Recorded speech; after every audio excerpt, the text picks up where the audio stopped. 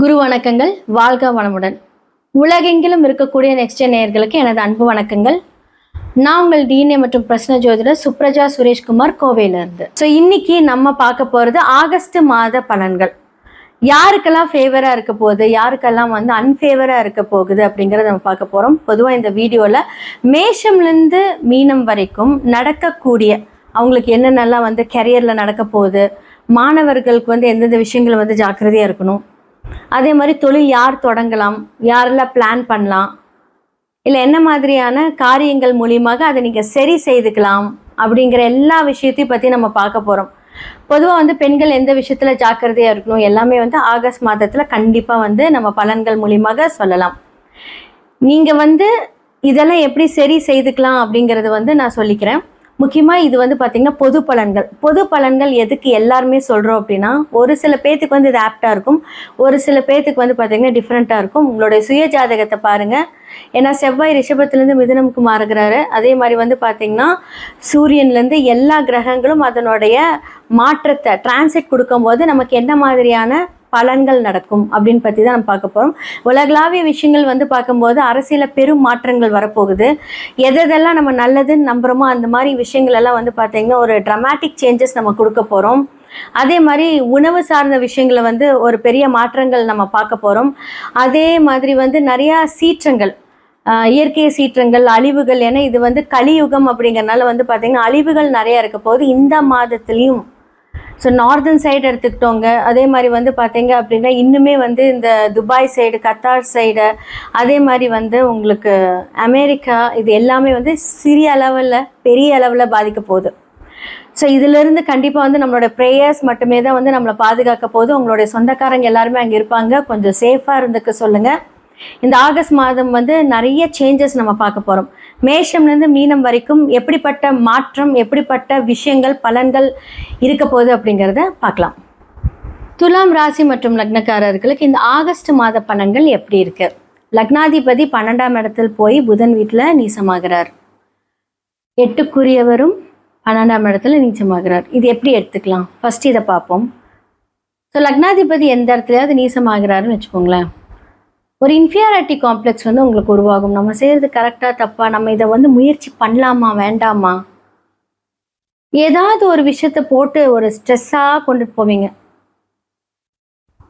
இப்போது உங்களுக்கு health issues இருந்திருக்கும் இந்த காலகட்டத்தில். ஓகே, நம்ம கொஞ்சம் நார்மலைஸ் ஆகிட்டு வரோம் அப்படின்னு தெரியும். 5ஆம் இடத்துல ராகு இருந்து என்ன பண்ணுவார் அப்படின்னா, ஒரு போராட்டமான ஒரு சிந்தனைகளை கொடுத்துக்கிட்டே இருப்பார். அப்போ 3க்குரிய குரு உங்களுக்கு பார்த்தீங்கன்னா, குரு இப்போ எங்கே இருக்காரு அப்படின்னா 10ஆம் இடத்துல உச்சமாக இருக்காரு. கூட யார் இருக்காங்க? பாதகாதிபதியாக இருக்கக்கூடிய சூரியனும் சரி, உங்களுடைய 9, 12 அப்படின்னு சொல்லக்கூடிய புதனும் சரி, எல்லாம் அழகாக எங்கே உட்காந்துட்டாங்க அப்படின்னா கடகத்தில் உட்காந்துட்டாங்க, 10ஆம் இடத்துல போய் உட்காந்துட்டாங்க. அப்போ பாதக பிஸ்னஸில் ஏதாவது ஒரு எதிர்ப்பை பார்த்துட்ருப்பீங்க. திடீர்னு பிரச்சனை வரும், அப்புறம் அது நீங்கள் அதை சால்வ் பண்ணுவீங்க. ஸோ இந்த மாதத்தில் துலாம் லக்னத்துக்கு எப்படி இருக்குது அப்படின்னு, லக்னாதிபதியை போய் 12ல் மறைந்து நீசமாயிட்டாரு. தூக்கம் கெடும். சுக்கிரன் அப்படிங்கிறது வயிறு, 6ஆம் இடத்துல சனி இருக்குது. ஹெல்த்து ஒரு நார்மலைஸ் ஆகிட்டு வந்துட்டு இருக்கிற டைமில் இந்த காலகட்டத்தில் அதை கரெக்டாக ஹேண்டில் பண்ணி டேப்லெட்லாம் சாப்பிட்டு டாக்டரோட அட்வைஸ் பண்ணிட்டு இருந்தீங்க அப்படின்னா அந்த விரயம் நல்லதாகவே இருக்கும். இல்லை நான் என்ன சொன்னாலும் நான் என்ன போல தான் இருப்பேன் அப்படின்னீங்கன்னா கண்டிப்பாக இதுக்கு பெரிய செலவுகள் விரயங்கள் ஏற்படும். அப்போ 10ஆம் இடத்துல சூரியன், குரு, புதன் இணைவில் இருக்காங்க. ஃபர்ஸ்ட் ஆஃப் ஆல் சூரியன் உங்களுக்கு பாதகம் செய்கிறவர். பாதகாதிபதி 10ஆம் இடத்துலேருந்து பிஸ்னஸ் எப்படி இருக்கும்? அப்போ வரவு ஏன்னா இப்போ லக்னாதிபதி 2 செவ்வாய், 2, 7, 2 வருமானம், 7 பொது, அதுவுமே பிஸ்னஸ் பார்ட்னர் எல்லாமே குறிக்கும். அவங்க 9ஆம் வீட்டில் இருக்கிறாங்க. 9க்குரிய புதன் பார்த்திங்கன்னா 10ஆம் வீட்டில் இருக்கிறாரு. ஸோ இந்த காம்பினேஷன் பார்த்திங்கன்னா துலாம் லக்னத்துக்கு இந்த காலகட்டத்தில் ஃபேவரான்னு கேட்டால் no, it's an unfavour time. So உங்களோட பார்ட்னரே உங்களுக்கு எதிரியாகிறது, உங்களை நீங்கள் ஆல்ரெடி நீங்கள் ஒரு உண்மை நீச்சமாக இருக்கீங்க, அது இன்னுமே எரியிற தீயில பெட்ரோல் ஊற்றுற மாதிரி வார்த்தைகள்னால் உங்களை கடுமையாக தாக்குவாங்க. உங்களுடைய கணவராக இருக்கட்டும், உங்களோட பார்ட்னராக இருக்கட்டும், இல்லை பொது சம்பந்தப்பட்ட சமுதாயம் சார்ந்த விஷயங்கள், ஏதாவது ஒரு பாதிப்புகள் வந்து இந்த காலகட்டத்தில் நடக்கும். ஹெல்த் சரியானாலும் மன ரீதியான ஒரு போராட்டத்தை கொடுக்கும். குடுக்கல் வாங்கல வந்து பிரச்சனை இருக்கும். ஏன்னா புதன் வீட்டில் செவ்வாய், 2ஆம் இடம் செவ்வாய் வந்து எங்க இருக்காரு? புதன். அப்போ வந்து டாக்குமெண்டேஷன். அப்போ நீங்க வந்து ஒரு இடம் விற்கிறீங்க, இல்லை வந்து ஒரு புதன் சம்பந்தப்பட்ட லோனுக்கு ஒரு சிக்னேச்சர் ஏதாவது ஒன்று புதுசாக பண்றீங்க, அதனால வந்து ஏதாவது ஒரு ப்ராப்ளமை சந்திப்பீங்க. ஸோ இந்த மாதத்தில் எதுவும் வேண்டாம்.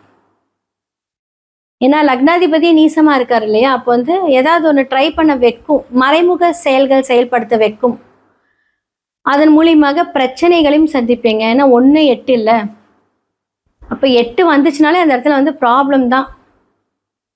ஸோ முடிஞ்ச அளவுக்கு வந்து கொஞ்சம் ஹேண்டில் பண்ணிக்கோங்க, கரெக்டாக இருங்க. யார் பேச்சு இந்த காலகட்டத்தில் கேட்காம அமைதியாக இருங்க. ஏன்னா குழப்பவாதிகள் குழப்பிக்கிட்டே இருப்பாங்க. நான் வந்து சில பேர்த்துக்கெல்லாம் நான் சொல்லியிருப்பேன், நிறைய பேர்த்துக்கிட்ட வந்து டெசிஷன் கேளுங்க, அதுக்கப்புறம் டிசைட் பண்ணுங்க. நான் உங்களை அதை கூட கேட்க சொல்ல மாட்டேன். ஏன்னா எல்லாரும் போய் பிரச்சனைக்குரிய இடத்துல போய் உட்காந்துருக்காங்க. வழிகாட்டுதல் அப்படின்னு சொல்லக்கூடிய குருவே எங்க இருக்காரு? 10ஆம் இடத்துல இருக்காரு. எல்லாம் நல்லா நடக்கிற மாதிரி தான் இருக்கும். பட் அதே சமயத்தில் அந்த ப்ராப்ளமும் நீங்கள் ஃபேஸ் பண்ணுவீங்க. ஆல்ரெடி துலாம் வந்து பார்த்தீங்க அப்படின்னா எவ்வளோதான் ப்ராப்ளம் நான் சந்திக்கணும், வாழ்க்கையே போராட்டமாக இருக்குது. ஏன்னா 8க்குரியவரும் லக்னாதிபதி இல்லை.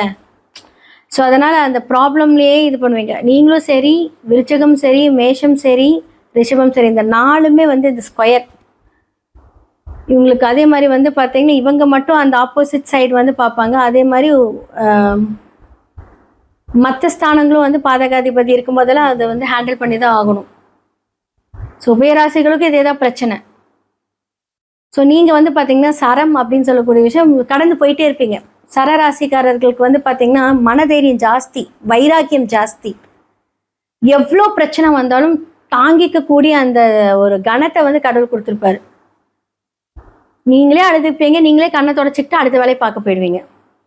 ஆனால் வாழ்க்கை எப்போ முடியும், இதனால என்ன பிரச்சனை அப்படின்னா அது வந்து இந்த மாதத்துலேயாவது முடியுமான்னு கேட்டால் சுயஜாதகத்தை பாருங்கள், நிறைய வாழ்வியல் பரிகாரங்கள் இருக்குது. ஸோ இதெல்லாமே நம்ம வந்து சரி செய்துக்கலாம், கண்டிப்பாக இருக்குது. நிறைய வைப்ரேஷன்ஸ் மூலியமாகவும் எல்லா பிரச்சனையும் சரி பண்ணலாங்க. எல்லாத்துக்கும் விதிகள், ஜோதிடத்தில் இதுதான் விதி அப்படின்னு சொன்ன விதி விலக்குகளுக்கும் இருக்குது. அதே மாதிரி தான் சட்டம். எப்படி உங்களுக்கு சட்டத்தில் வந்து இவ்வளோ தண்டனை இருந்தாலும் அந்த தண்டனையிலிருந்து வெளிவரதுக்கு உண்டான நிறைய செக்ஷன்ஸும் இருக்குன்னு சொல்கிற மாதிரி நம்மளோட ஜோதிடத்திலும் அது எல்லாமே இருக்குது. பொதுவாக துலா லக்னக்காரர்கள்லாம் வந்து பார்த்தீங்கன்னா சமுதாயம் தொடர்பான ஒரு பிஸ்னஸ்லேயே ஒர்க்லேயே இருந்தால் எந்த பிரச்சனையும் கிடையாது. நான் சொல்கிறது டாக்டர்ஸ், சர்வீஸ் ஓரியன்ட், இதெல்லாம் இருந்தால் ப்ராப்ளம் கிடையாது. பட் அதில் இல்லாதவங்க வந்து என்னென்னா ஏதாவது ஒரு சில விஷயங்களில் வந்து கொஞ்சம் மேனேஜ் பண்ண முடியாமல் அந்த ஒரு தவிப்பீங்க. ஸோ இந்த காலகட்டத்தில் வந்து பாதகஸ்தானத்தில் வந்து இருக்கக்கூடிய சூரியன் 10ஆம் இடத்துல எல்லாமே புத்திகாரகனோடவும் சரி, வழிகாட்டல் சொல்லக்கூடிய குருவோடவும் சரி இருக்காரு. அதுக்கப்புறம் 17க்கு அப்புறமா வந்து பார்த்தீங்கன்னா சூரியன் எங்கே வராரு? உங்களுடைய பாதகஸ்தானத்தில் அப்படியே ஆட்சி பெறுகிறார், சொந்த வீட்டுக்கு வராரு. அப்போ இன்னும் ஸ்ட்ராங் ஆகும். மாமனார் வழிகளில் ப்ராப்ளம், சம்மந்தமே இல்லாமல் குடும்பத்தில் வந்து அப்படியே பிரச்சனை உங்களால தான் அப்படின்ட்டு வந்து ஒரு முடிச்சு கட்டிடுவாங்க. ஒருவேளை உங்களுடைய கணவர் வந்து சூரியனை சார்ந்து இருந்தாங்க அப்படின்னா அவர் ஏதாவது ஒரு ப்ராப்ளம். எக்ஸாம்பிள் சொல்கிறேன், உங்களோட சுயஜாதகத்தை பார்த்து சரி பண்ணிக்கோங்க. ஹெல்த் ரிலேட்டடாக இன்னும் கொஞ்சம் கவனம் தேவை. டாக்டர் அட்வைஸ் படி எல்லாமே பண்ணுங்கள். ஸோ இதெல்லாமே கொஞ்சம் ப்ராப்பராக பண்ணிட்டு வந்தீங்க, இந்த காலகட்டம் கண்டிப்பாக நமக்கு தப்பிச்சு அடுத்த விஷயத்துக்கு போய்க்கலாம்.